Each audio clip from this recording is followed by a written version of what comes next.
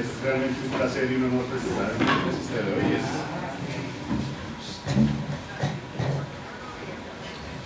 Te repito, para mí es un placer y un honor presentar al conferencista de hoy. Es uno de nuestros mejores estudiantes de la maestría en astronomía. Él es Julián David Alvarado, físico de la Universidad Nacional, magíster aquí con nosotros en el Observatorio Astronómico y estudiante del doctorado en el Instituto Max Planck en Garching en Alemania, que realmente es una de las instituciones más prestigiosas en el mundo para hacer investigación. Entonces espero por favor que disfruten la conferencia de Julián. Es todo, digamos, a pesar de su juventud, es todo un experto en este campo. Y entonces quedan con ustedes, quedan con mi presencia. Gracias. Buenas tardes para todos. Buenas tardes. Como ya todos ustedes lo saben, esta charla yo la titulé El enigmático campo magnético solar. La idea del título es que pues, nos demos cuenta aquí entre todos que es un campo de la astrofísica que realmente tiene muchísimas preguntas abiertas. Sabemos mucho, el Sol es pues, nuestra estrella, es de la estrella, de todas las estrellas del universo, pues de la estrella que más sabemos, porque la tenemos cerquita. Y sin embargo, sabemos muy poco. Entonces, pues esa es la idea, ¿no? O sea, que nos demos cuenta de eso.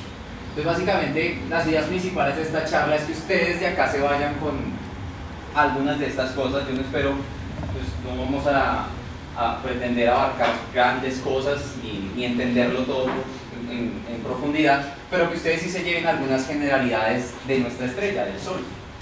Que entiendan un poco acerca de la fenomenología magnética solar.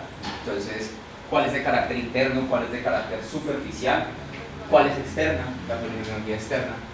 Que se den cuenta de que pues, para nosotros aquí en la Tierra, pese a que pues, para nosotros la salida y puesta del Sol es algo extremadamente cotidiano y repetitivo y lo damos siempre por sentado, el Sol es de hecho un ente bastante cambiante. Y eso es de lo que yo quiero que ustedes se lleven de acá, la naturaleza cambiante del Sol. Un poco obviamente, y lo van a ir notando en toda la charla, acerca de esos enigmas actuales del magnetismo solar y que se lleven por lo menos un vistazo de cómo es que nosotros, o qué es lo que se hace en astrofísica cuando uno hace observaciones solares, qué es lo que está viendo, qué quiere ver, ¿sí? Y más o menos qué es lo que uno ve. Es básicamente eso. Entonces, muy bien, iniciamos básicamente con el Sol, pues es nuestra estrella, y si alguno de ustedes yo le preguntara, pues, ¿qué es una estrella? ¿Ustedes qué me dirían? Un cuerpo celeste. Un cuerpo radiante, ¿cierto? Claro, hiciste trampa, está escrito ahí.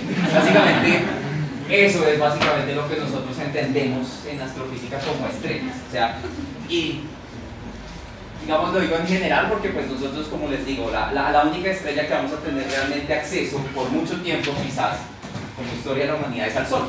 Y básicamente es eso, una esfera de plasma en equilibrio. Y es un equilibrio que es debido a su propia gravedad. Es la gravedad la que mantiene al Sol, digamos, en su sitio. ¿Sí? No se despedaza el Sol, precisamente por la fuerza de gravedad. Pero finalmente la fuerza de gravedad va a vencer en esa batalla. Dentro de las estrellas hay una batalla eterna entre la gravedad que trata de colapsar todo el material y la presión del gas que está ahí contenido de irse hacia afuera. Esa batalla la gana siempre la gravedad. Bien, algunas cosas básicas sobre el Sol. La masa, 2 por 10 a la 30 kilogramos. ¿Alguien sabe la masa de la Tierra? De los que están acá.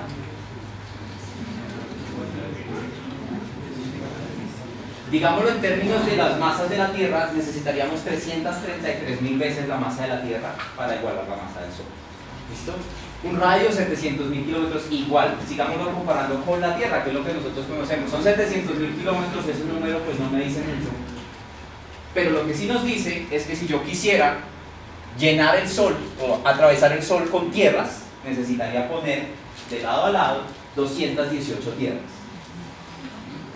El Sol es un objeto gigantesco, ustedes se van a dar cuenta más adelante. La temperatura en la superficie es 5.800 y yo quisiera que ustedes fueran pensando ya de todo lo que les estoy diciendo. Son 109. El radio del Sol son 700.000 kilómetros. No, hablando de la Tierra, no son 109. De radio. Sí. Sobre el diámetro del Sol. Sí, tienes razón, 109. Sí. Sí, yo dije 200, lo dije doble, pero no, es 109. Listo. Quiero que vayan pensando en una cosa, y es, nosotros en la Tierra tenemos una superficie, ¿cierto? Es donde estamos parados. ¿Cuál es la superficie del Sol? Solo vayan pensando porque es una pregunta difícil. Ahora, ¿cuál es la densidad? Uno podría pensar que el Sol es una cosa extremadamente densa, pero miren la densidad del Sol promedio. Apenas un poco más que la del agua, que ustedes saben cuánto es, ¿verdad? Uno. Sí, Una gramo unidad por centímetro cúbico, ¿cierto? En kilogramos por metro cúbico son 1000, ¿cierto? Bien, luminosidad. Esta es la cantidad de energía que él está emitiendo. Esta cantidad de energía es enorme. Es una cantidad de energía que en un solo segundo nos bastaría a nosotros para unos cuantos siglos. ¿Sí? Lo que pasa es que es en todas las direcciones, no la podemos aprovechar toda. Hay que tener en cuenta que el Sol tampoco es que lo tengamos allí a la vuelta de la esquina, está cerca pero no tan cerca. La composición química, esto es de lo que está hecho el Sol: 72% de hidrógeno, un 27% de helio, y el resto es algo que en astrofísica se llama metalicidad. La metalicidad no significa es que hayan metales, o de pronto los hay, y los hay efectivamente, pero en astrofísica todo lo que no sea hidrógeno ni helio es metalicidad, ¿de acuerdo? Y eso tiene que ver por la forma en la que el Sol genera energía, que es haciendo fusión termonuclear, es decir, fusionando hidrógeno en helio. A medida que el Sol evolucione, el porcentaje de hidrógeno va a disminuir y el porcentaje de helio va a crecer, ¿de acuerdo? Y a distancia media a la Tierra, una unidad astronómica, 150 millones de kilómetros. Eso significa que a la luz toma 8 minutos en viajar desde el Sol hasta nosotros. Eso significa que si el Sol se apagara de un momento a otro, nosotros nos demoraríamos 8 minutos en darnos cuenta de eso. ¿De acuerdo? Bien. La edad, 4.500 millones de años. Y le faltan otros 4.500 millones más aproximadamente. Esto es algo, digamos, algunas características básicas. Ahora les quiero comentar algo que siempre surge, y sobre todo cuando uno está viendo charlas de astrofísica, y está acerca de los colores. ¿Cuáles son los colores del Sol? Entonces, el Sol emite radiación en todo el espectro electromagnético, y cuando ustedes escuchan esa palabra probablemente dicen, no sé este señor de qué me está hablando, la verdad. Sí, pero es algo que es realmente cotidiano para todos, lo que pasa es que no sabemos el nombre. ¿Sí? El máximo de emisión del Sol está localizado en longitudes de onda, en lo que nosotros llamamos la parte visible del espectro, es decir, la que nuestros ojos pueden ver. Si ustedes se fijan, esta es la imagen que uno esperaría ver del Sol, una cosa como de llamas, ¿cierto? Esa que está saliendo ahí. Pero probablemente cuando vean la siguiente, esta de pronto ya, tal vez, ¿cierto? Pero tiene otro color. Tiene otro color. Y muy probablemente con la siguiente ustedes sí me van a decir, ahí sí no entiendo por qué el Sol es morado. Lo que pasa es que el Sol emite en todos los colores, y cuando ustedes tienen la composición de todos los colores, lo que obtienen es la luz blanca. Y por esa es la razón por la cual nosotros decimos que la luz que emite el Sol es luz blanca.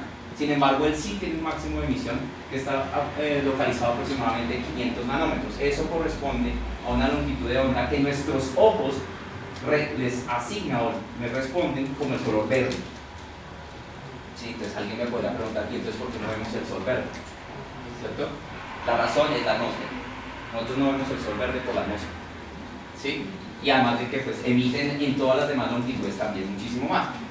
Las otras radiaciones que el Sol emite, nuestros ojos no las pueden observar. ¿Cuáles son las otras radiaciones? Ustedes están familiarizados con algunas de esas en sus casas. De hecho, todos tienen un receptor de ese tipo de radiación en el bolsillo en este momento, que es un teléfono celular.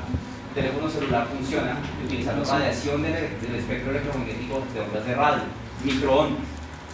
¿Sí? El microondas de la casa es otra parte del espectro electromagnético. De hecho, todos nosotros en este momento en este salón estamos emitiendo otro tipo de ondas distintas del espectro electromagnético. ¿Alguien sabe el nombre de esa onda? Infrarrojo. Y esa es la razón por la cual, si uno quiere ver en la oscuridad, y los soldados de las películas usan unos visores infrarrojos para poder ver a la gente en la oscuridad, porque todo cuerpo que tenga una cierta temperatura emite un poco de infrarrojo. ¿Sí? El Sol emite en todo eso, y también emite en longitudes de onda que son más energéticas que eso. Por ejemplo, las longitudes de onda que son peligrosas para nosotros. Por eso es que uno debe usar bloqueadores para protegerse de ¿qué? De los rayos ultravioleta. Esos, su nombre lo dice, ultravioleta, están más allá del violeta, pero no tienen ningún color. Esta imagen es en ultravioleta, ¿sí? Pero el color que tiene no es que el sol esté brillando en ese color, sino los astrónomos utilizamos códigos de color para resaltar estas estructuras. Miren, esto que está aquí brillante, esto por acá, este hueco oscuro que está por acá. Esa es la idea de usar ese código de color. No es que el sol esté brillando de ese color. ¿Está claro? Bien. Entonces, así es como vemos nosotros ahora el sol. Entonces nosotros, por ejemplo, tenemos un instrumento que se llama el Observatorio de Dinámica Solar, que observa el sol de todos estos colores, ¿cierto? Cada uno de ellos tiene asociado una longitud de onda del espectro electromagnético, que eso da en un cierto nivel de energía, y tiene asociado a su vez una cierta capa del sol de donde esa radiación está emitiendo. Vuelvo a la pregunta, ¿el sol tiene una superficie? Yo les dije, la temperatura en la superficie del sol es 5800 Kelvin y listo, seguí. Pero hay que tener cuidado porque el sol es una esfera de un gas, de un plasma. No hay una superficie sólida. Si nosotros pudiéramos desarrollar la tecnología para ir hasta el sol, llegaríamos al sol y no habría ningún lugar en donde pararnos. La superficie del sol es una definición astrofísica, ¿de acuerdo? Y está dada precisamente por este tipo de cosas. Por ejemplo, la que ajusta la luz visible, o la que está allá, 4500, pero hay otras. Por ejemplo, esta corresponde a parte de arriba de la región de transición, a 600.000 Kelvin de temperatura, 1.000.000 de Kelvin, 10 millones de Kelvin. ¿Listo? Bien, así es como vemos el sol actualmente. Ahora, esto es un poquito de lo que les estaba hablando. Este es el espectro electromagnético, eso es lo que puede ver el hombre, este pedacito de acá, y este es todo el espectro electromagnético. Entonces vienen los rayos cósmicos, que son los más energéticos, rayos gamma, rayos X, ultravioleta, el visible, infrarrojo, aquí lo llaman ondas de radar, ¿sí? Todo esto que está por acá son microondas, ondas de radar, ¿sí? Que son con las que funcionan nuestras telecomunicaciones. Ahora, nuestra atmósfera bloquea gran parte de la radiación que viene del sol. Por ejemplo, el radio puede entrar completamente, y esa es la razón por la cual construimos radiotelescopios y tenemos antenas. Las antenas nos sirven porque el radio puede entrar, pero el infrarrojo no. Puede, hasta cierta altura él entra, hasta la superficie no entra. El visible obviamente entra, si no, no podríamos ver nada, y parte del ultravioleta se logra filtrar, y esa es la razón por la cual hay que usar bloqueadores solares. Pero más allá, las longitudes de onda más energéticas, ultravioleta, rayos X, rayos gamma, todo eso es bloqueado hasta ciertas alturas, y esa es la razón por la cual hay que tener cuidado cuando la actividad del sol crece, eso lo vamos a ver más tarde, con vuelos comerciales que van muy alto o con gente que esté en el espacio, ¿de acuerdo? Porque no están protegidos por la atmósfera, ¿de acuerdo? Bien, un poquito sobre la estructura del sol, pero entonces, ¿me equivoqué de diapositiva? No, esta es la de la Tierra, ¿cierto? Solamente es para que recuerden cómo es que creemos que es la estructura de la Tierra, ¿sí? Tenemos un núcleo interno que es sólido, un núcleo externo que es líquido, un manto, tenemos una cosa que se llama la astenosfera, otro que es el manto rígido, tenemos las distintas cortezas, la continental, la oceánica, en fin, ¿cierto? Esa es la de la Tierra. Pero tristemente yo tengo que decirles que nosotros sabemos mejor cómo es la estructura del Sol que la de la misma Tierra. O sea, esto es mucho más modelo que esto. De esto estamos mucho más seguros. Y es precisamente por las mismas razones de la naturaleza misma del Sol, que es un plasma. O sea, nosotros todos esos estudios hacia adentro los hacemos mirando por dentro del Sol, lo cual, digamos, se hace con ciertas técnicas. Esta es la estructura del Sol. Tiene un núcleo donde se genera toda la energía. Una cosa que ahí dice zona radiante, pero eso está mal, si encontré esta diapositiva así. Debería decir zona radiativa. Y lo que significa es que la energía allí se transporta por radiación, es decir, por luz. Después viene una cosa que se llama la zona convectiva, y acá en este límite hay una cosa que se llama la tacoclina. Yo ya les voy a contar un poquito más adelante por qué es importante para el magnetismo solar. Y todo el resto de cosas que tiene. Viene una cosa que se llama la fotosfera, que es la superficie definida por la astrofísica como la superficie del Sol. La cromósfera, que es una capa superior, la región de transición, y la corona, que es la atmósfera externa del Sol. ¿Sí? Esa es básicamente la estructura del Sol. Entonces ya vamos a ver un poco más sobre toda la fenomenología que tiene, como por ejemplo las prominencias, las manchas, en fin. Pero esto es básicamente lo que sabemos que el Sol tiene por dentro. ¿Sí? Bien. Diferentes facetas del magnetismo solar. El magnetismo solar se manifiesta en casi que absolutamente todos los fenómenos que tiene el Sol. En todo lo que hace el Sol está metido el magnetismo solar. Y la razón de esto es precisamente por de lo que está hecho el Sol. El Sol es un plasma y el plasma es bastante susceptible a la afectación por campos electromagnéticos. Nosotros aquí en la Tierra no estamos familiarizados con el estado de la materia. Para nosotros aquí los estados típicos son el sólido, líquido y gaseoso. Y se acabó. A uno nunca le dicen en el colegio que existe una cosa que se llama plasma, cuando deberían enseñarlo, porque de hecho el plasma es lo más abundante de todo el universo. ¿Sí? O sea, de la materia que conocemos en el universo, casi todo es plasma. Las cosas sólidas, líquidas y gaseosas son prácticamente nada. Entonces, uno debería entender un poco mejor el plasma. Parece que es un poco más complejo. Los campos electromagnéticos afectan muchísimo al plasma. ¿Cómo lo afectan? En el Sol se van a ver como manchas solares, se van a ver como prominencias, como fáculas, espículas, eyecciones de masa coronal, filamentos, una gran cantidad de fenómenos, que es lo que yo quiero mostrarles hoy un poco a ustedes. ¿De acuerdo? Así es como, digamos, se vería un Sol típico aquí, básicamente. Ahí nuevamente está lo mismo que ya les conté, ¿no? El núcleo, la zona radiativa y la zona convectiva. Estos nombres son simplemente por la forma como se transporta la energía. En el núcleo es donde se genera. Entonces, iniciamos esa descripción con lo más, digamos, llamémoslo clásico, que fue lo primero.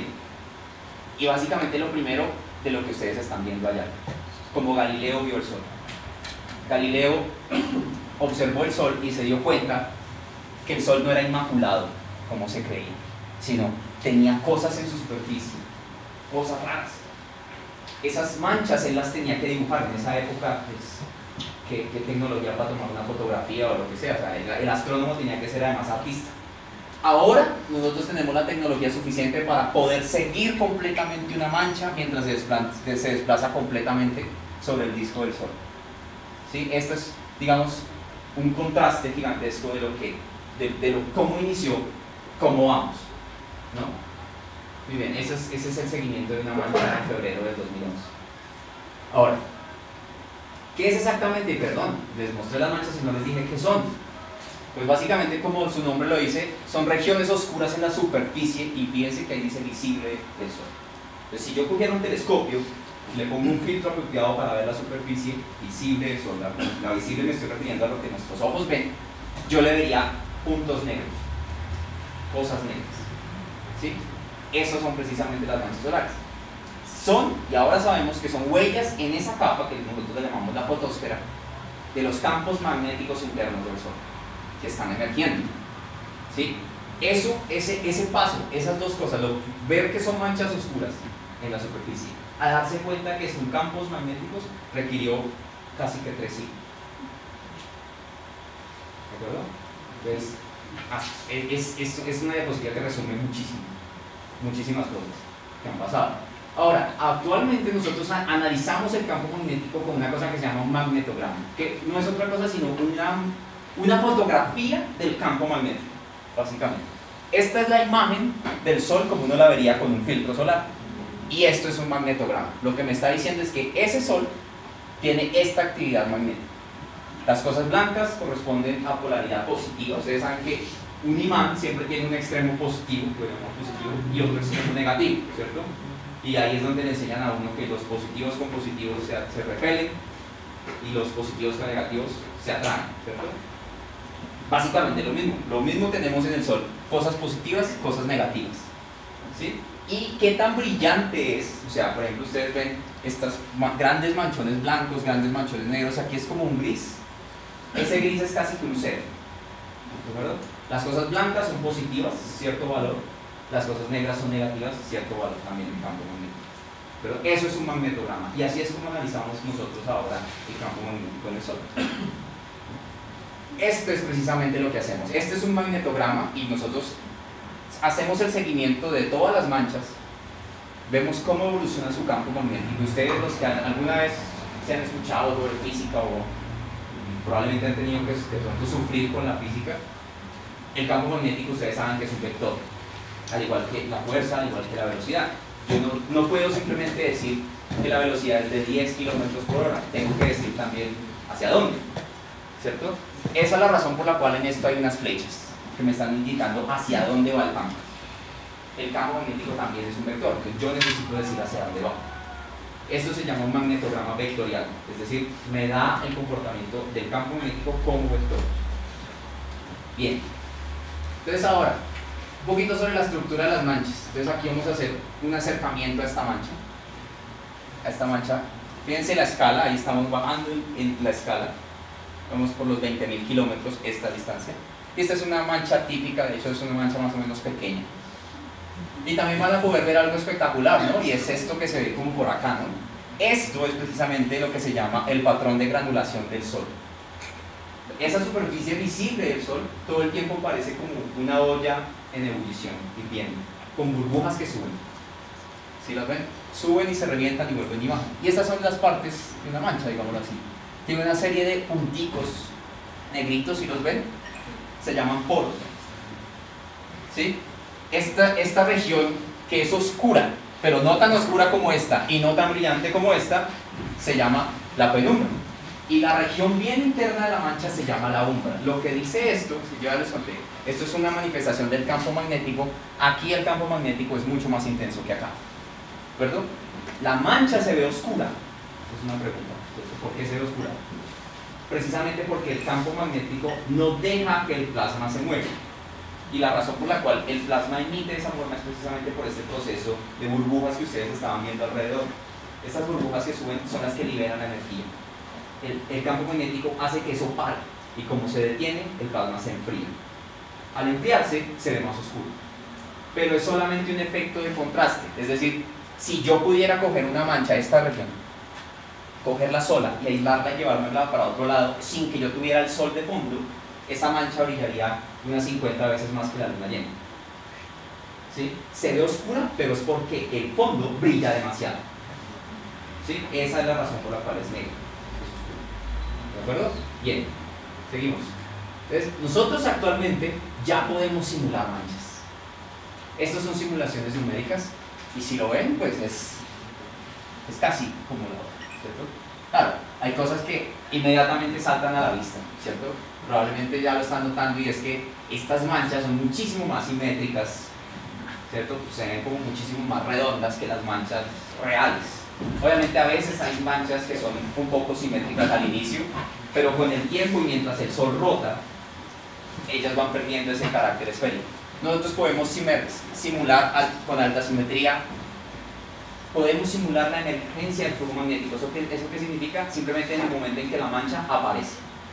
¿De acuerdo? Tenemos simplemente la superficie del Sol y de un momento a otro sale una mancha. Eso lo podemos simular. Y ya podemos simular manchas estables. ¿Tenemos problemas? Sí. ¿Por qué? Porque estas manchas no rotan. Y las manchas solares reales rotan. Segundo, en esta simulación tengo dos tipos distintos de estructuras. Esta se llama una estructura monolítica y esta se llama una estructura tipo clúster. Eso lo que significa es que en esta hay un solo, digámoslo así, un solo pedazo de la simulación que tiene un gran campo magnético. Y esa de allá lo que tengo es hartos pedacitos que suben. Hartos se llaman tubos de flujo magnético. Son como pequeños espaguetis que suben. Entonces si ustedes lo notan, esa tiene como más punticos negros por dentro que esta. Las manchas reales son como una combinación de las dos y nadie sabe bien cuál de las dos estructuras es la de verdad. Nadie lo sabe bien. Por último, nosotros no tenemos bien, podemos simular esto, pero no podemos, todavía no existe la conexión entre cómo es que funciona eso con la generación en el campo por dentro. Estas son manchas construidas numéricamente, ¿sí? Pero todavía nosotros no entendemos cómo es esa relación. Ustedes vean, este es un evento de emergencia, entonces lo que está pasando es por debajo del campo magnético evoluciona y arriba de un magnetograma, ustedes ya saben qué es, esto es lo que se ve. ¿Sí? Poco a poco evoluciona y debido a ciertas inestabilidades que son de tipo de la física del plasma, de magnetohidrodinámica, esto se empieza a aglomerar en lugares, aquí y acá. Y la naturaleza de eso es la misma naturaleza del campo magnético. Ustedes saben que si ustedes tienen un imán y lo parten, ustedes no van a decir, me quedé con la parte positiva y la parte negativa. No, lo que van a hacer es quedarse con dos imanes. ¿cierto? Inmediatamente donde partan el imán se va a generar un nuevo polo, contrario al otro. Eso tiene que ver con una cosa física y es la no existencia de monopolos magnéticos. Uno no puede aislar los polos magnéticos. Lo mismo pasa en esto. Si ustedes se fijan, siempre que yo tenga una contraparte, digámoslo así, llamémoslo así, campo oscuro negro, me va a aparecer uno blanco. ¿De acuerdo? Bien. Entonces, esas son simulaciones, no es una observación real. Pero ya estamos muy cerca. Pero todavía hay problemas. Bien. Esto es lo que se llama un evento de emergencia de flujo.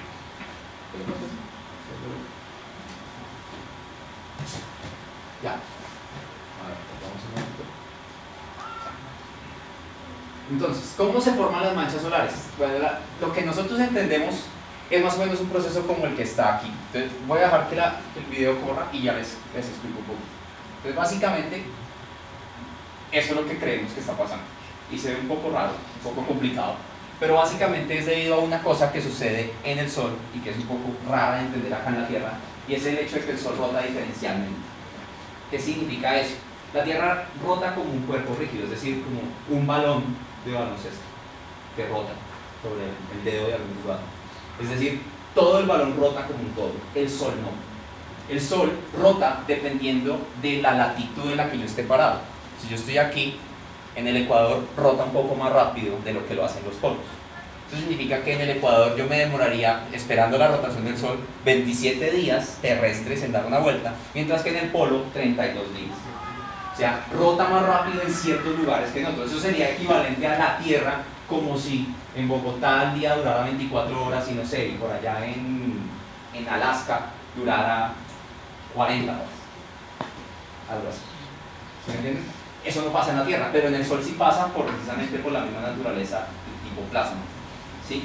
Entonces lo que pasa, lo que creemos que pasa, es que cuando el Sol está rotando así, las líneas de campo se ven arrastradas.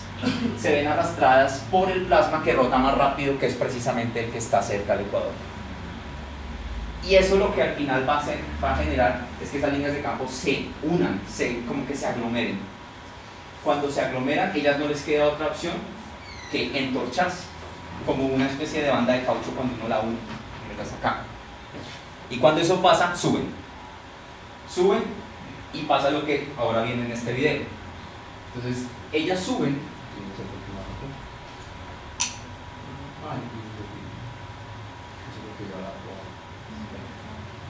Este video no funciona.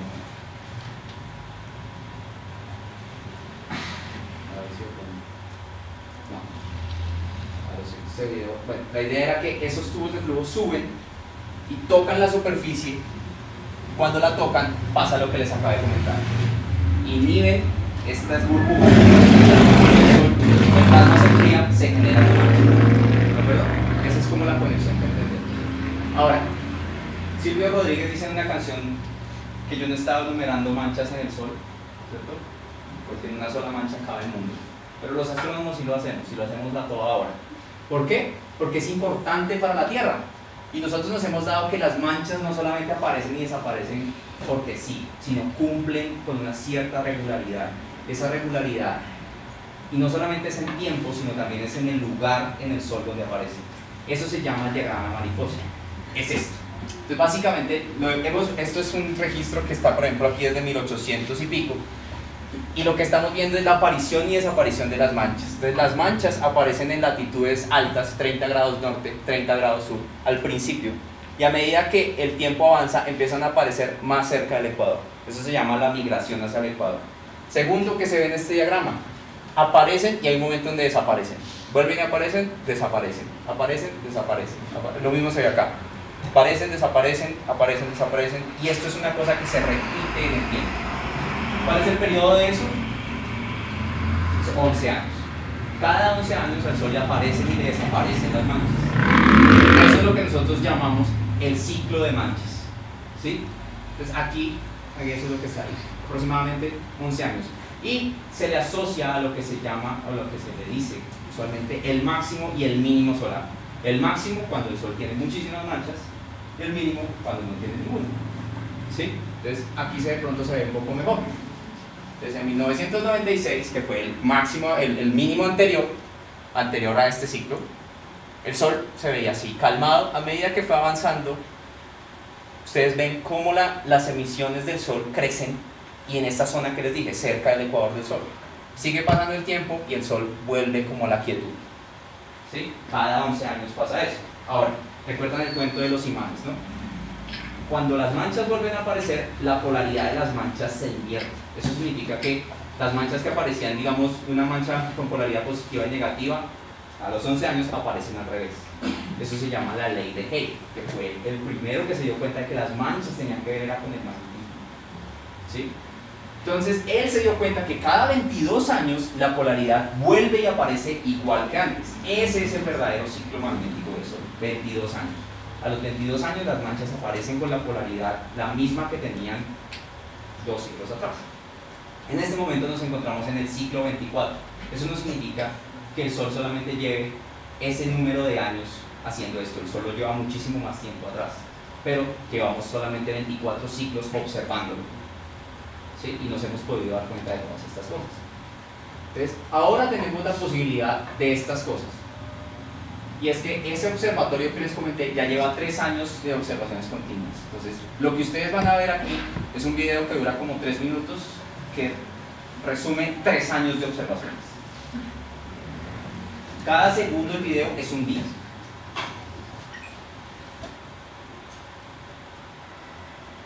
Tiene sonido, pero no me comunicaste.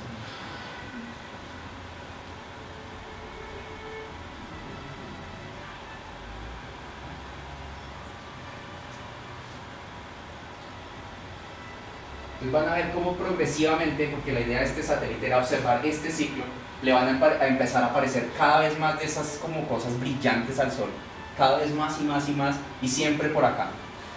Ustedes nunca van a ver una de estas cosas brillantes en los polos.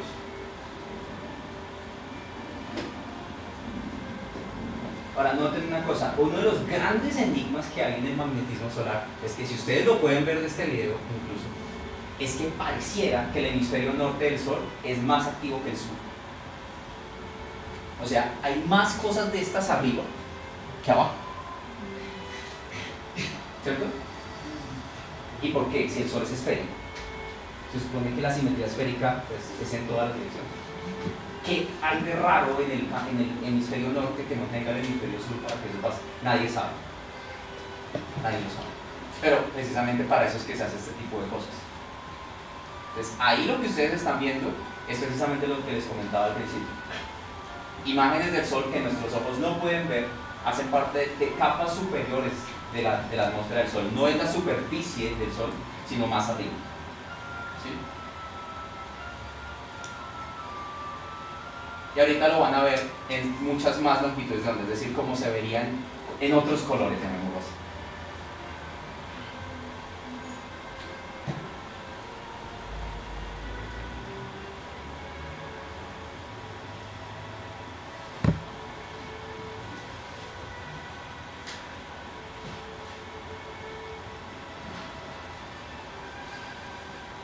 Ahí en ese momento estamos como en el máximo.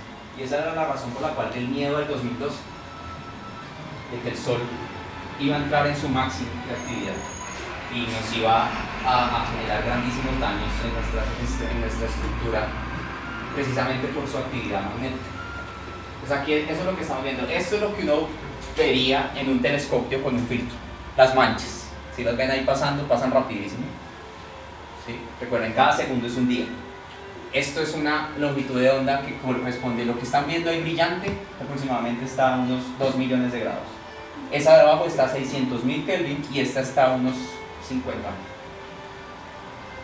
Entonces fíjense que hay otro problema gigantesco también, y yo creo que es el problema más difícil de la astrofísica solar. Y uno puede suponer que ese mismo problema lo tienen todas las estrellas. Y es el hecho de que esta cosa que yo les dije acá, la superficie del Sol, ¿ustedes se acuerdan a qué temperatura les dije que estaba? 5.800. A 5.800, ¿cierto? Pero les estoy diciendo que esto está más arriba y está a 2 millones. Entonces piensen un momento, ¿qué es eso?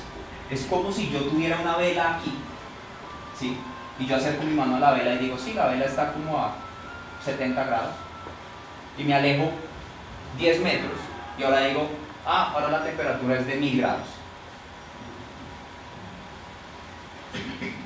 Eso es lo que pasa en el Sol. O sea, estamos más lejos del Sol, pero está más caliente. Eso viola la segunda ley de la termodinámica. Y nadie sabe por qué. Y ese es un problema, uno de los problemas más difíciles de la astrofísica solar. Se llama el calentamiento de la corona.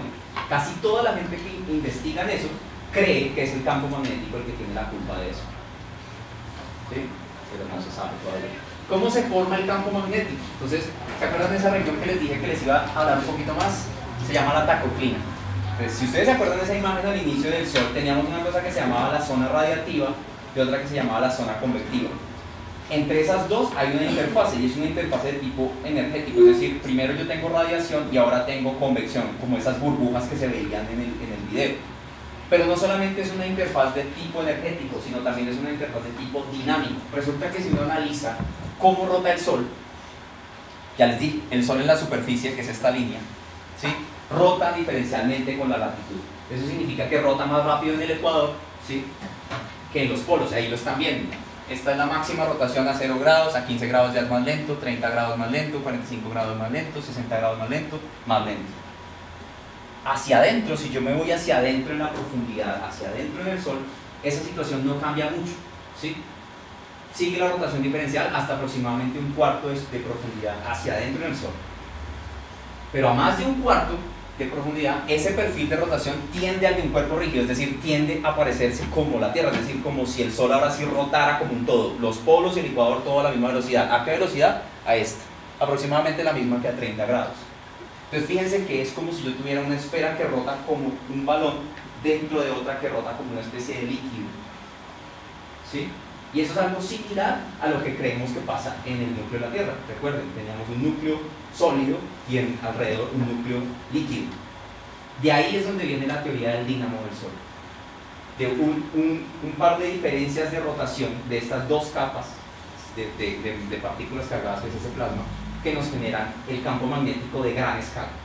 Ese campo magnético de gran escala cubre todo el sistema solar y va hasta, no sabemos exactamente hasta dónde. Se llama la heliosfera. Y en este momento se cree que las ondas Voyager están pasando por allá, pero nadie sabe bien hasta dónde va. Entonces básicamente esto es lo que creemos que está pasando. Si nosotros pudiéramos hacer un corte hacia el interior del Sol, lo que veríamos sería una cosa como esta, ¿sí? Entonces la esfera que les digo que rota a la misma velocidad, este es el núcleo, y aquí ustedes ven los colores indican la velocidad de rotación. Esto rota más rápido que esto y que esto.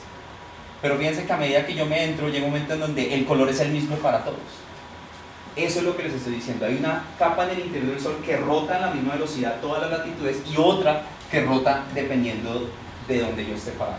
Esta región, esta interfaz acá, esa es la tacoclina, y ahí se cree que se genera el campo magnético de gran escala. Hay otra gente que cree que se genera más arriba, mucho más arriba. Hay varios, de hecho hay un colombiano que trabaja en esto, en Stanford, en teorías del dínamo del Sol. Pero esa no es toda la historia. El Sol no solamente rota así, tiene ese movimiento. Eso es un plasma y el plasma se mueve de formas muy raras. Entonces el Sol también tiene un movimiento hacia los polos. Entonces resulta que si uno se pone a analizar el material que está aquí, ese material tiende a moverse hacia arriba y después a devolverse por debajo, por la misma capa. Eso se llama la circulación meridional. Y esa es a la que se le atribuye el hecho de que las manchas migren hacia el ecuador, vayan hacia el centro del Sol a medida que el ciclo avanza. ¿Perdón? Esos dos movimientos, los movimientos internos de rotación y los movimientos de circulación meridional. ¿Listo? Eso es lo que conforma la teoría del dínamo, que es la que nosotros actualmente tenemos para explicar el magnetismo en el Sol, el de gran escala. Ahora, eso es todo por las manchas. Ahora les voy a contar qué son las fáculas. Probablemente todo el mundo haya escuchado que son manchas solares alguna vez en su vida, pero muy probablemente nunca hayan escuchado la palabra fácula, ¿cierto? Precisamente las fáculas son, de hecho, tan importantes, incluso más importantes que las mismas manchas, y son regiones brillantes, áreas brillantes que aparecen cerca de las manchas o donde van a aparecer manchas. Entonces, si uno está observando el Sol y uno empieza a ver lugares donde hay como abrillantamientos, uno dice, ahí, dentro de un par de días, probablemente va a aparecer una mancha. Entonces, así es como se ve. ¿Sí? Entonces, si ustedes se fijan, por ejemplo, ¿acompañan las manchas? Sí, acá hay unas. Acompañando esta mancha, pero por ejemplo esta no tiene manchas. Y ahí después va a salir una mancha. Entonces, son de origen magnético, pero no se entiende bien cómo es que se forman. Porque si son de origen magnético, ¿por qué no son oscuras como las manchas solares? ¿Cierto? Entonces, no se entiende muy bien cómo es que se forman. Aparecen previo, ya los habéis dicho, cercana a las manchas. Fíjense, esa imagen también lo muestra muy bien. Allá hay una mancha, tiene sus fáculas, pero acá hay otra que son solo fáculas y no hay manchas todavía. ¿Cierto? Bien. Resulta que uno podría pensar erróneamente que cuando el sol está lleno de manchas por todo lado, el sol como que brilla menos. ¿Cierto? Es como si yo tuviera un bombillo y le pego unos stickers oscuros. Pues el bombillo va a brillar menos. Estoy tapando pedacitos de donde viene la luz del bombillo. Uno podría pensar eso mismo en el sol, pero resulta que no es así. Cuando el sol tiene manchas, el sol de hecho brilla más. Y no brilla más por las manchas, sino por las fáculas. Porque las fáculas tienen altísima concentración de energía, son 10% más brillantes que el resto, que lo que las acompaña. Entonces, se dice que cuando una mancha solar, digámoslo así, le resta 1 al brillo, una fácula le suma 2. ¿Sí? Entonces, al final, el sol termina brillando más. ¿De acuerdo? Entonces, esa es la razón por la cual, cuando el sol es, por eso es que llamamos un sol activo más brillante cuando tiene manchas y no lo contrario. ¿Listo? Bien, entonces aquí los pueden ver mejor. ¿Sí las ven? Entonces, todas estas cosas como manchones blancos que tiene el sol cerca de las manchas y en otros lugares donde no se le ven, son fáculas. ¿Verdad? Lo mismo, es un color rarísimo, es como un verde raro. El sol no es de ese color, es solo un filtro y un código que nosotros usamos para resaltar precisamente las fáculas. Bien. Este es sin duda, yo creo que todos ustedes saben, o alguna vez han sabido lo que es una espícula, lo que pasa es que no sabían cómo se llamaba. Los niños de jardín son los que más lo saben. Si uno le pide a un niño que dibuje el sol, dibuja una bolita y lo dibuja ¿qué? Rayitos, ¿cierto? Los rayitos del sol son las espículas. ¿De acuerdo? Son estos. Si las ven como rayitos que suben y bajan. Esas son las espículas. Entonces, aparecen y están por todos lados en el sol, por todas partes, ¿sí? Aproximadamente se estima que hay unas 100.000 espículas activas en el sol. Duran aproximadamente entre 5 y 10 minutos en que una sube y vuelve y baja y después aparece otra y la reemplaza. Están todo el tiempo presentes en el sol, sea que estemos en máximo, sea que estemos en mínimo. Entonces fíjense que es una cosa, también, se cree que tienen un origen compartido, origen magnético más heliosísmico. La palabra heliosísmico, pues como su nombre lo indica, si yo les hablo de sísmica, ¿ustedes qué piensan? Temblores, sismos aquí en la Tierra, ¿cierto? Precisamente lo mismo, pero en el sol. Resulta que el sol todo el tiempo está vibrando. El sol es como una gran membrana esférica gigantesca que vibra, ¿sí? Como un tambor cuando uno lo golpea. El sol es lo mismo pero en 3 dimensiones y está vibrando todo el tiempo, y se cree que hay una relación entre la frecuencia natural de oscilación del sol, que es de 5 minutos, lo mismo que la duración media de estas cosas, con la aparición y desaparición de espículas. ¿De acuerdo? De hecho, es por medio de esas vibraciones del sol que nosotros sabemos lo que hay por dentro del sol. O sea, si ustedes le preguntan, por ejemplo, a un geólogo o a la gente que hace sísmica, ¿cómo hacen ellos para saber cómo son estas capas y modelos de la Tierra? Ellos lo que hacen es eso precisamente. Utilizan explosiones controladas para ver cómo van las ondas sonoras hacia abajo, cómo se refractan, cómo se devuelven hacia arriba, y midiendo las diferencias de tiempos, ellos pueden decir, ah, mira, allá abajo hay una capa más densa, o hay un líquido. Es la forma, por ejemplo, como se busca petróleo, usando explosiones. O sea, se simulan temblores. Cuando hay temblores también hacemos análisis de capas así. Lo mismo pasa en el sol. Lo que pasa es que en el sol tenemos la ventaja que todo el tiempo está vibrando. No tenemos que esperar un super temblor como los que pasan aquí en la Tierra para hacerlo, sino en el sol todo el tiempo está pasando. Por eso les decía que sabemos mejor lo que hay en el interior del sol que lo que hay en el interior de la Tierra. ¿Listo? Bien, así es como se ven las espículas. Entonces se me olvidó contarles eso. Esta cosa que está acá, los astrónomos, esto, uno le pregunta a alguien eso qué es, pues el borde del sol, ¿cierto? Pero decir el borde del sol suena como tan raro, ¿cierto? O sea, el borde del sol es una esfera. ¿Cuál es el borde de una esfera? No, ¿cierto? O sea, uno le dice el borde pues porque está viendo una foto y tiene un borde, pero el sol no tiene bordes. Entonces, eso realmente se llama el limbo solar. ¿Sí? Este es el limbo solar. Así es como se ven las espículas cuando están en el limbo solar. ¿De acuerdo? Y así es como se ven cuando están en el disco solar, es decir, por dentro. Entonces, es como si el Sol fuera un tapete. ¿Cierto? Eso parece como un tapete de esos de pelos. Sí. Ahí está, un tapete persa. Bien, así es como se ven las espículas en el disco del Sol. Bien, ahora, quizás de las cosas más espectaculares que tiene el Sol, las llamaradas o fulguraciones. Este es el Sol, y de un momento a otro, el Sol está calmado y llega una cosa como esa. ¿Sí? Es una explosión, una liberación súbita de una altísima cantidad de energía. ¿Sí? Aparece de un momento a otro, obviamente asociada con las manchas o las regiones activas del Sol, ¿sí?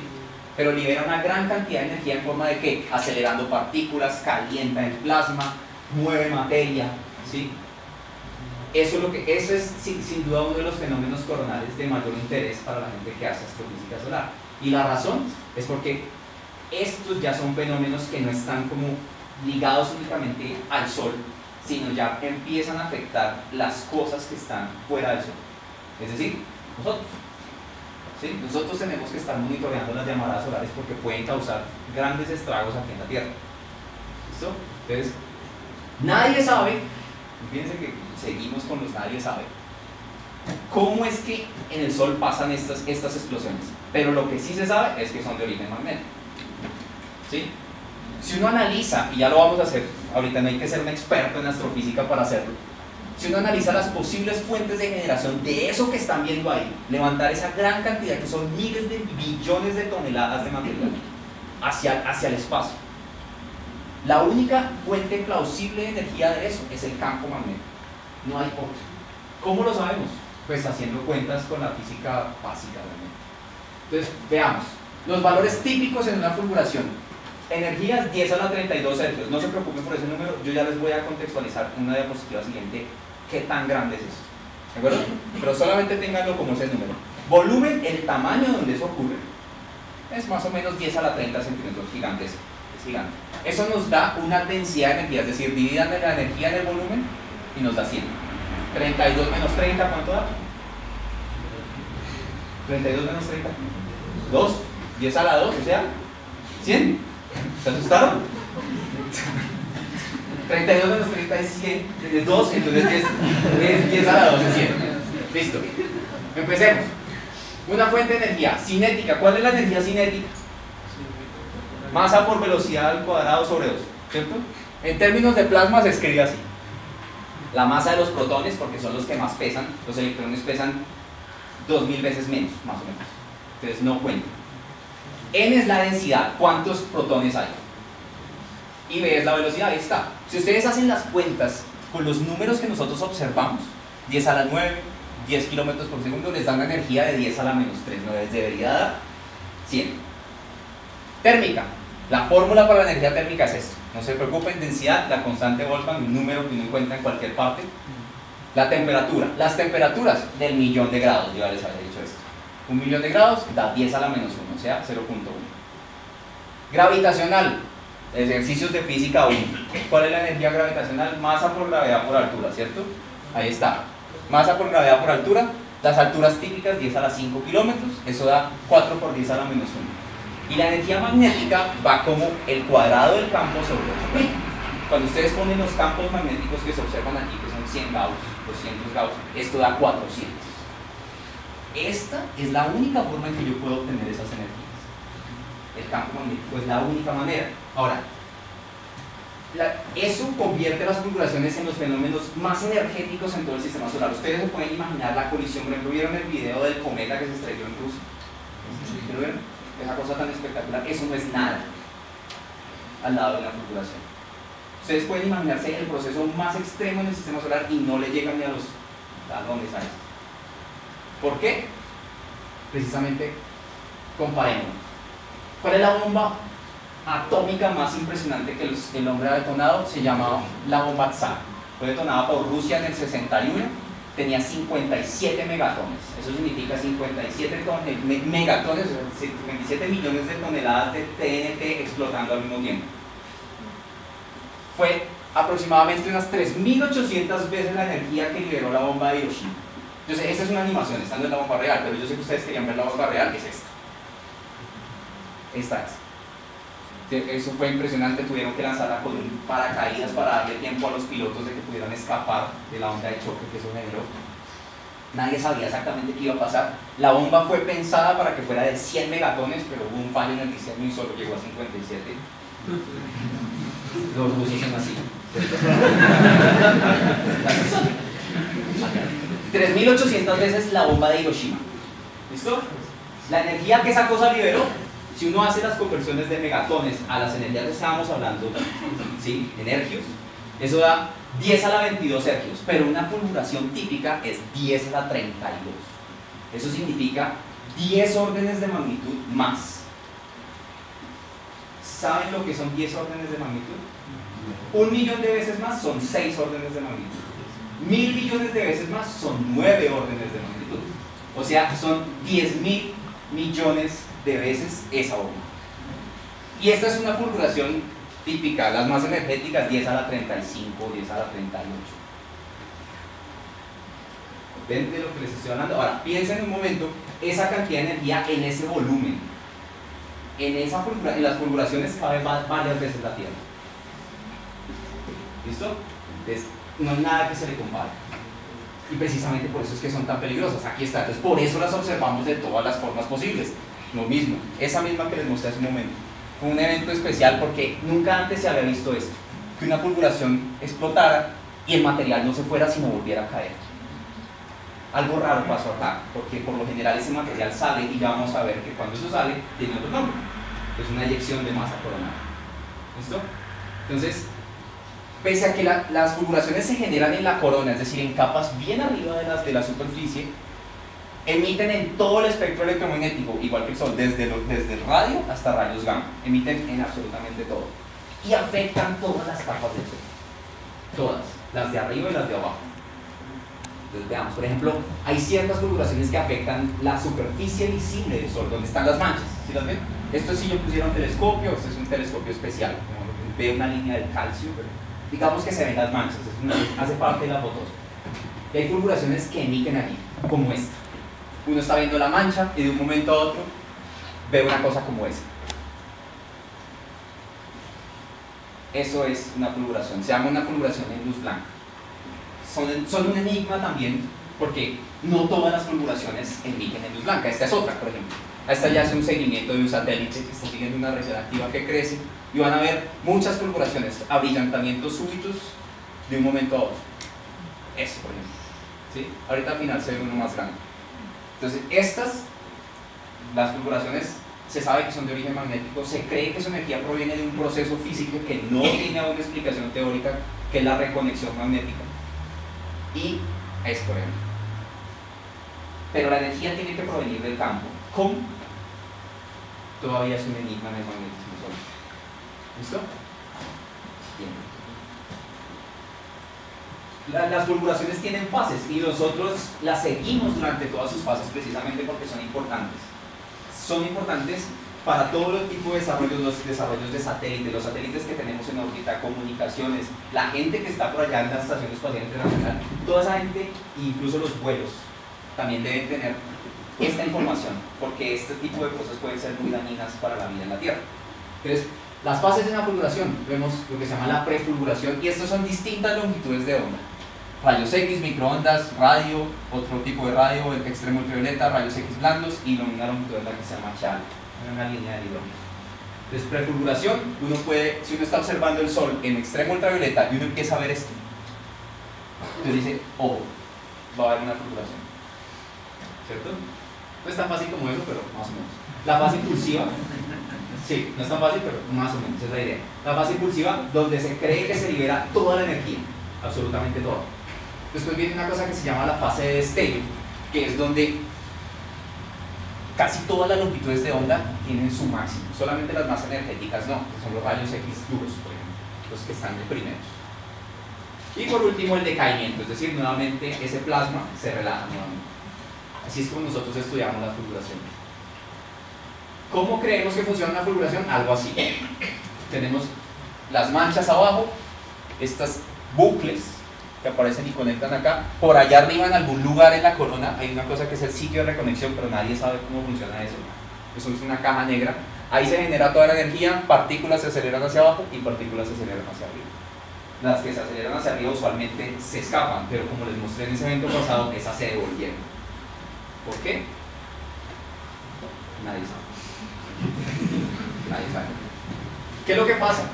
Han habido tantas fulguraciones que existe esto es solo un dibujito, es un modelo.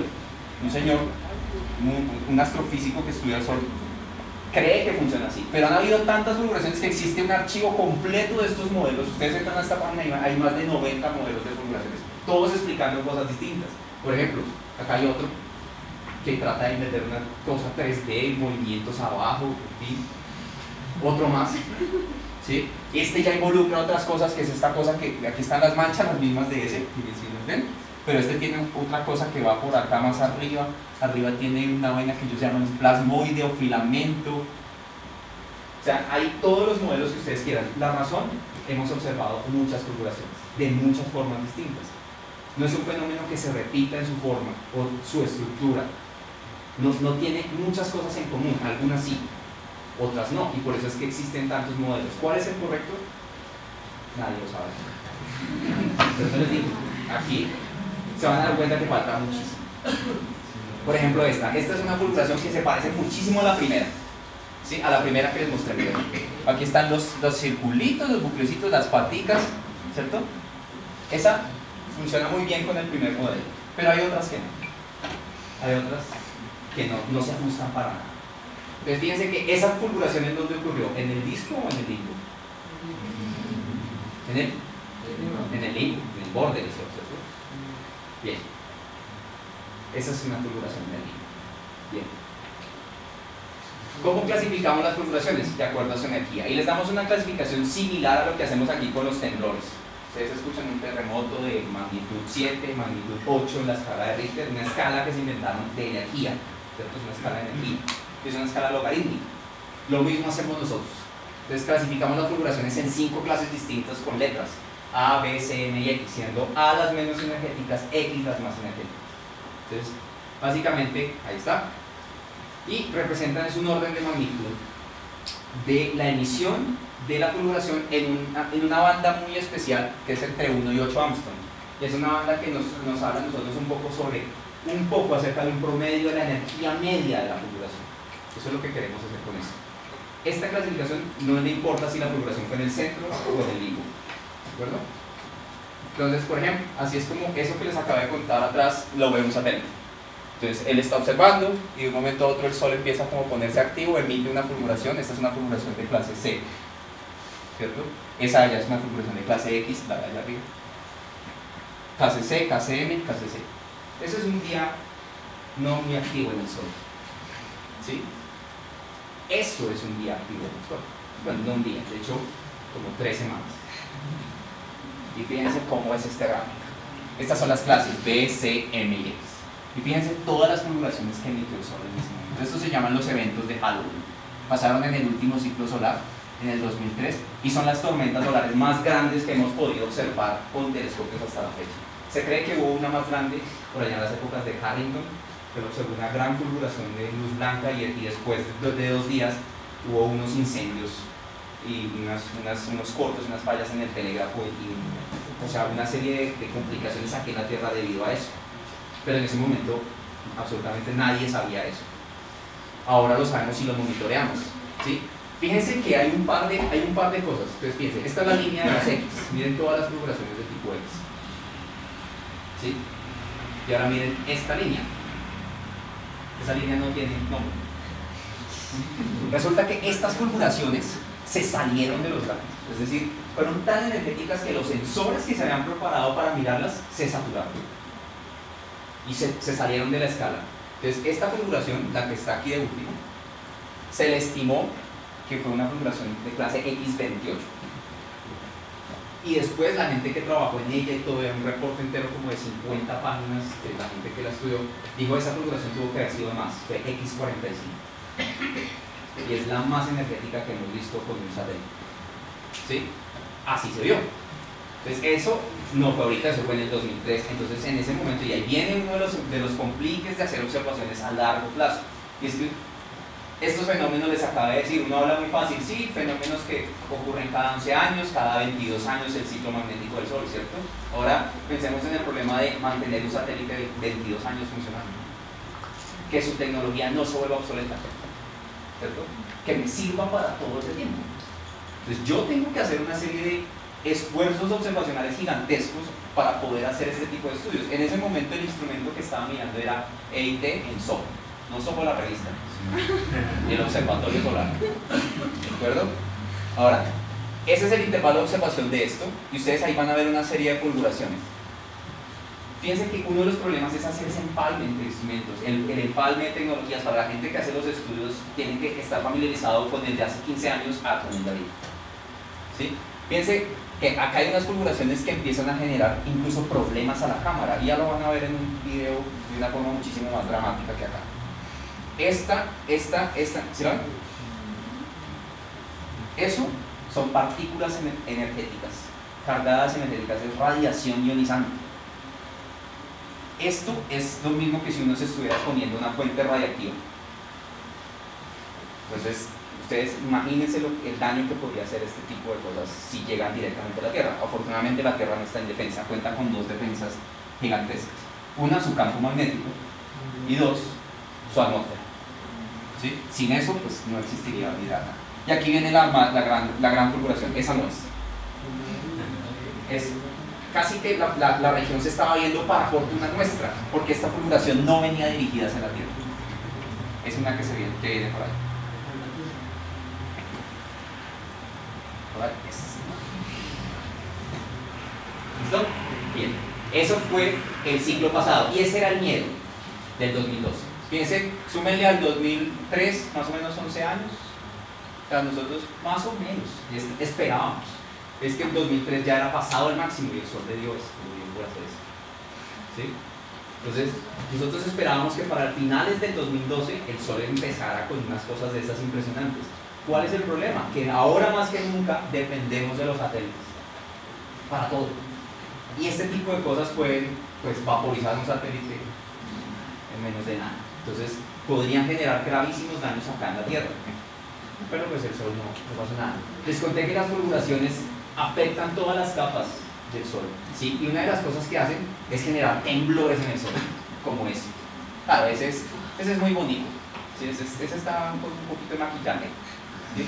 Este es uno que simulamos nosotros aquí en mi tesis de maestría, fue eso precisamente, una relación entre las fulguraciones y los temblores que se generan en el Sol.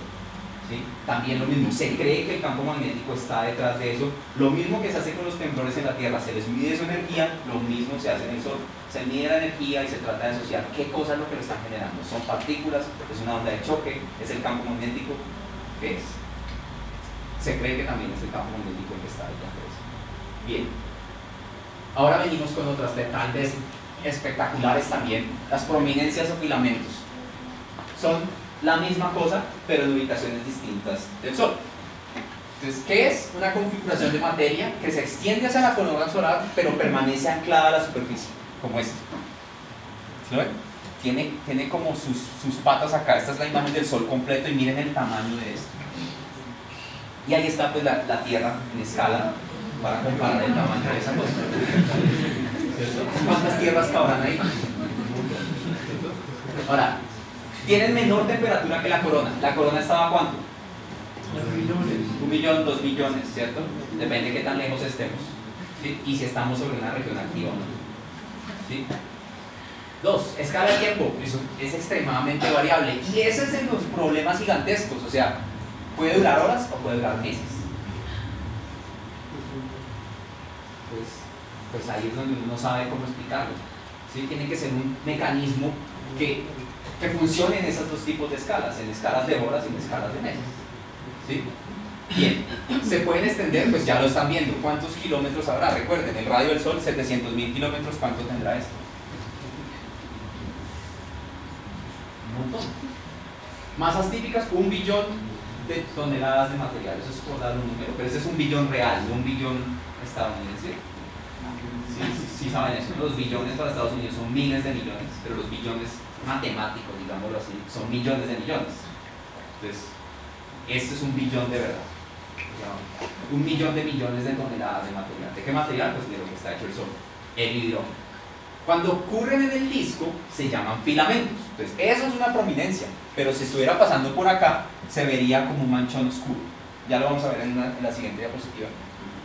Uno que es un poquito de las dos, prominencia y filamento. Y cuando estas cosas se rompen, porque no van a durar ahí para siempre, por lo general desencadenan otra cosa que se llama una eyección de masa, o eyección coronal de masa, es más correcto, porque la masa proviene de más abajo y se va hacia la corona. ¿Sí? Bien. Pues por ejemplo esto, espectacular. Y ahí se ve la Tierra en defensa de esa cosa. Entonces ahí lo ven. Esto es, cuando está por acá es prominencia y cuando está por acá es filamento. ¿Perdón? Pero son la misma cosa. Eso es espectacular. Eso pasó en agosto del año pasado. Ese filamento. Y se rompió y eventualmente generó una eyección de masa coronal. Ahí está, ahí lo ven. ¿Dónde son? De nuevo, esta frase es la escuela más fácil de toda la presentación. Origen magnético y no se comprende, no se entiende completamente su formación. Lo mismo, los mismos problemas. Nadie puede explicar por qué son tan estables, por qué pueden durar meses y a veces minutos, horas, y se rompen de un momento a otro. Obviamente están asociados con una fuerte actividad magnética y se cree que esos son, digamos, esas mismas líneas de campo, todas enrolladas como una especie de cuerda entrelazada. Eso es lo que se llama un flux rope en los términos, en el argot de la astrofísica solar, altamente torsionados, o sea, enroscados entre sí, que cuando esa torsión llega a un punto límite, pues ese filamento se rompe y desencadena una eyección de masa coronal. No siempre lo hace, pero por lo general sí. Entonces, yo sé que ustedes querían ver ese filamento rompiéndose. Pues ahí está. ¿Sí? Entonces, todo es documentado. Y ese es ese mismo filamento, y ahí está el momento en que él se rompe. ¿Sí? Y todo ese material, pues va hacia el espacio. ¿De acuerdo? Entonces, fíjense que el hecho de que uno lo vea oscuro es porque está más frío. ¿De acuerdo? Recuerden que la corona está a millones de grados. Esta imagen, la imagen de ese sol rojo, rojizo con cosas brillantes, es como 50.000 grados. ¿Listo?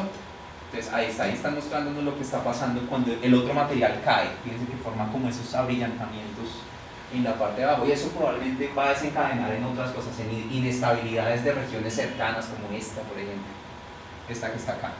Ahí está todo el sol completo. ¿Sí? Y ahorita más adelante les van a mostrar precisamente lo otro que les está hablando, y el hecho de que esos rompimientos por lo general desencadenan a ese movimiento del plasma hacia afuera, en lo que es una eyección de masa coronal. Eso que salió expelido rapidísimo del Sol, eso es el producto del rompimiento del filamento. ¿Sí? Este instrumento se llama un coronógrafo. Ya les voy a explicar un poquito mejor qué es. Y es para observar otro tipo de fenómenos que son los otros que nos importan muchísimo acá en la Tierra. Ahí están dos coronógrafos combinados, viendo lo que genera ese rompimiento de ese filamento. Bien. Fíjense, aquí hay una parte que no me acordaba. Nosotros tenemos un par de sondas que están viendo al Sol, y esta es una imagen del Sol, de esa misma cosa por detrás del Sol. La otra imagen era de frente al Sol, como más o menos lo ve la Tierra, y esta es detrás del Sol. Entonces, fíjense que este sale del otro lado, cómo se ve diferente. ¿Listo? Bien. Entonces, ahora sí entramos en las eyecciones de masa coronales de masa. Entonces, lo mismo, es una emisión de plasma, y ese plasma son iones y electrones, son partículas cargadas que van a altísimas velocidades. La velocidad típica de una cosa de estas es de 1000 kilómetros por segundo. ¿Sí? Altísimo. Y el campo magnético, lo interesante es que no son solamente partículas, no son solamente plasma, sino el plasma tiene una propiedad de que puede cargar consigo mismo el campo magnético, se lo lleva con él. Entonces eso es lo que es más peligroso, porque el campo magnético que ellas llevan puede llegar a la Tierra y anular el campo magnético de la Tierra. Ahí es cuando nosotros aquí en la Tierra podemos tener lo que se llama una tormenta geomagnética. Entonces, y esto sale hacia el espacio interplanetario, sale hacia cualquier parte realmente. Eso depende mucho de la posición donde se haya generado ese filamento. ¿sí? O donde se generó la eyección de masa coronal. Ese instrumento que está ahí lo que hace es permitirnos observar la corona. Entonces, ¿qué es lo que estamos viendo ahí? Entonces, resulta que este disco blanco, lo ven acá, la linecita blanca, es el Sol, es la superficie visible del Sol. Y este es una cosa que se llama un bloqueador de la luz, pero tiene un nombre técnico, ahorita se me escapa. Entonces, bloqueo gran parte de la luz del Sol porque esto que está aquí en el centro brilla demasiado y no me permite ver esto. Esto es muchísimo menos brillante. Entonces, esto no me lo deja ver. Esto es lo que hace es generar un eclipse artificial. Para observar la corona, antes tocaba esperar a que la luna se pusiera frente al disco del Sol y ahí sí podíamos ver la corona. Ahora lo que hacemos es todo el tiempo bloqueamos el Sol, y no solamente el Sol, sino aproximadamente 3.7 veces su radio es este disco. Bloqueamos el Sol y un poco más, para que nos tape todas las capas inferiores y nos deje con la corona. Entonces, ahora, estas cosas no tienen luz propia, ¿sí? No brillan por luz propia. Lo que hacen es dispersar la misma luz que el Sol les está enviando, de la misma manera como las nubes. Nosotros vemos las nubes precisamente porque están dispersando la luz del Sol, ¿sí? O cualquier tipo de otra fuente, pues la luna, por ejemplo, también, ¿sí? Pero estas cosas no tienen luz propia. Lo que hacen, la luz del Sol hace una cosa que se llama dispersión Compton, es el proceso físico que está ocurriendo acá, y ellas están remitiendo esa radiación y la remiten en luz blanca, es decir, tenemos que observar eso como si estuviéramos observando al Sol normalmente, ¿sí? Emiten en todas las longitudes de onda, pero el continuo, visible. Entonces, ya lo dije. Y lo mismo, origen magnético, y lo que se cree es que se genera también en el proceso de reconexión. Muchas veces cuando hay una fulguración solar ocurre una cosa de estas, se desencadena una de estas, o cuando se rompe un filamento también lo mismo, ¿sí? Entonces están muy ligadas, pero a veces, y eso es lo que pone los problemas, si fueran relaciones uno a uno sería muchísimo más fácil. A veces ocurren fulguraciones y no generan eyecciones de masa coronal, o a veces ocurren CMEs y abajo no había ninguna fulguración. Entonces, esos son los verdaderos líos del modelamiento de estas cosas. Entonces, esto es lo que les estaba diciendo. Debido al proceso de la dispersión, como ustedes lo que están viendo es un objeto que no tiene luz propia, sino está reflejando, digámoslo así, dispersando la luz del Sol. Entonces, la forma de estas cosas depende muchísimo de la posición en la que nosotros lo estemos observando.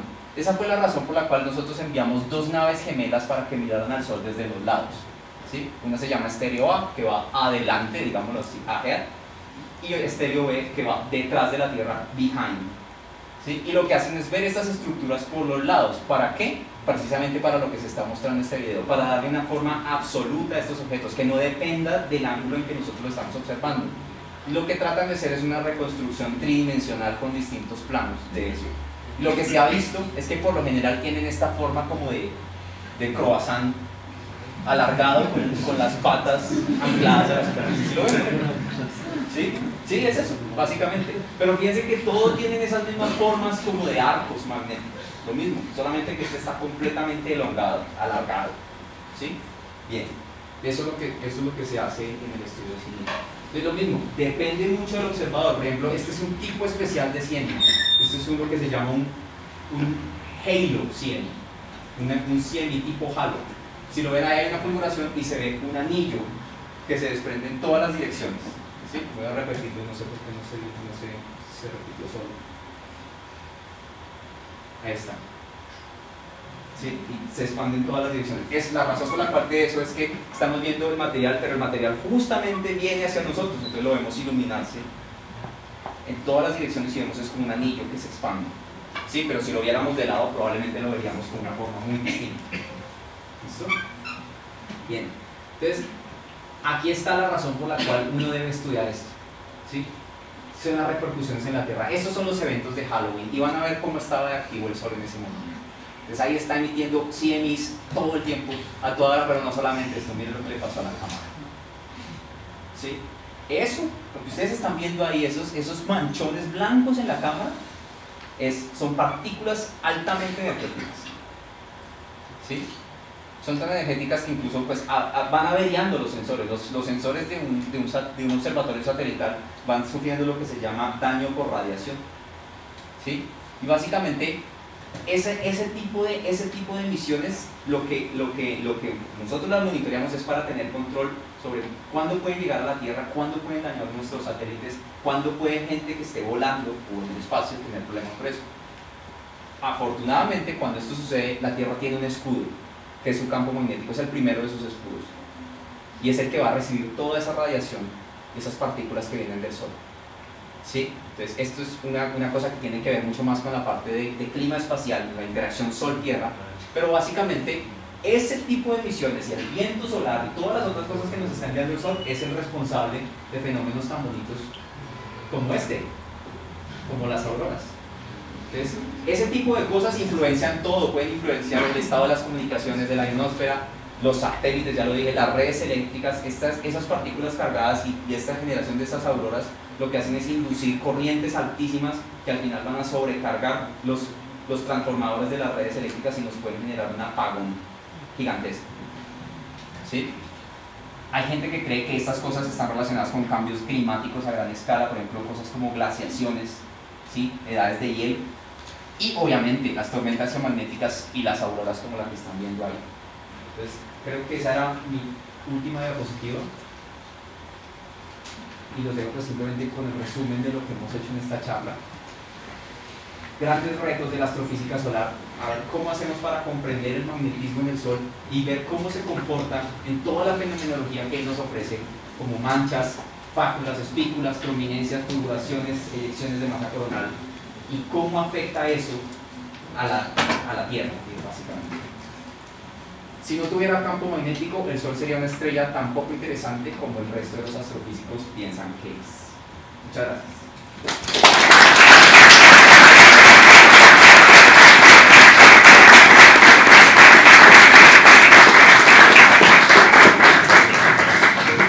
Bueno, los invitamos a una tanda de preguntas. No tenemos mucho tiempo y si ustedes tienen una pregunta. Entonces los invitamos, estamos sacando los telescopios para hacer una observación adecuada. ¿Listo?